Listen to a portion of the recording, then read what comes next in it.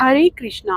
हिंदू पंचांग के अनुसार बछवारस का व्रत भाद्रपद महीने के कृष्ण पक्ष की द्वादशी को किया जाता है। इस दिन महिलाएं अपने पुत्र की लंबी आयु के लिए व्रत और पूजन करती हैं।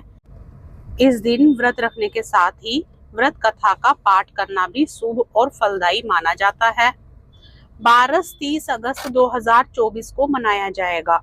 इस दिन गौ माता की बछड़े सहित पूजा की जाती है। इसे गोवत्स द्वादशी के नाम से भी जाना जाता है। इस व्रत का खास तौर पर महिलाएं अपनी संतान की लंबी आयु के लिए, जिन महिलाओं के संतान नहीं होती, वह संतान प्राप्ति की इच्छा से इस व्रत को करती हैं। मान्यता है कि इस दिन बछवारस की पूजा करने के साथ व्रत कथा पढ़ने और सुनने से व्रत का 2 गुना फल प्राप्त होता है। तो आइए पूर्ण श्रद्धा भाव के साथ बछवारस व्रत कथा को श्रवण करते हैं। पौराणिक कथा के अनुसार एक गांव में एक साहूकार था जिसके 7 बेटे थे। एक बार साहूकार ने एक तालाब बनवाया, लेकिन 12 वर्षों तक वह तालाब नहीं भर सका।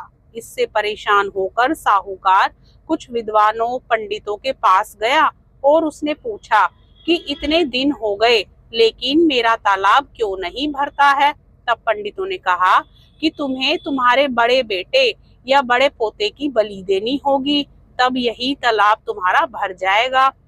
तब साहूकार ने अपने बड़े बहू को उसके माता पिता के घर भेज दिया और पीछे से अपने बड़े पोते की बलि दे दी, जिसके बाद तेजी से बारिश हुई और तालाब पूरा भर गया। इसके बाद बछवारस आई और सभी ने कहा कि अपना तालाब पूरा भर गया है, इसकी पूजा करने चलो। साहूकार अपने परिवार के साथ तालाब की पूजा करने गया। वह दासी से बोल गया था कि गेहुला को पका लेना। गेहुला का मतलब गेहूं के धान से है। दासी समझ नहीं पाई। दरअसल गेहुला गाय के बछड़े का नाम था। उसने गेहुला को ही पका लिया। बड़े बेटे की पत्नी भी पीहर से तालाब पूजने आ गई थी। तालाब पूजने के बाद वह अपने बच्चों से प्यार करने लगी। तभी उसने बड़े बेटे के बारे में पूछा। तभी तालाब में से मिट्टी में लिपटा हुआ उसका बड़ा बेटा निकला और बोला कि माँ मुझे भी तो प्यार करो। तब सास बहू एक दूसरे को देखने लगी। सास ने बहू को बलि देने वाली सारी बात बता दी। फिर सास ने कहा कि बछवारस माता ने हमारी लाज रख ली और हमारा बच्चा वापस दे दिया। तालाब की पूजा करने के बाद जब वह वापस घर लौटे तो उन्होंने देखा बछड़ा नहीं था। साहूकार ने दासी से पूछा कि बछड़ा कहाँ है, तो दासी ने कहा कि आपने ही तो उसे पकाने को कहा था। साहूकार ने कहा कि एक पाप तो अभी उतरा ही है, तुमने दूसरा पाप कर दिया। साहूकार ने पका हुआ बछड़ा मिट्टी में दबा दिया। शाम को गाय वापस लौटी तो वह अपने बछड़े को ढूंढने लगी और फिर मिट्टी खोदने लगी। तभी मिट्टी में से बछड़ा निकल गया। साहूकार को पता चला तो वह भी बछड़े को देखने गया। उसने देखा कि बछड़ा गाय का दूध पीने में व्यस्त था। तब साहूकार ने पूरे गांव में यह बात फैलाई कि हर बेटे की माँ को बछवारस का व्रत करना चाहिए और तालाब पूजना चाहिए। हे बछवारस माता, जैसा साहूकार की बहू को दिया वैसा हमें भी देना। कहानी कहते सुनते ही सभी की मनोकामना पूर्ण करना। बछवारस की कथा सुनने के बाद गणेश जी की कथा भी इस दिन जरूर सुननी चाहिए।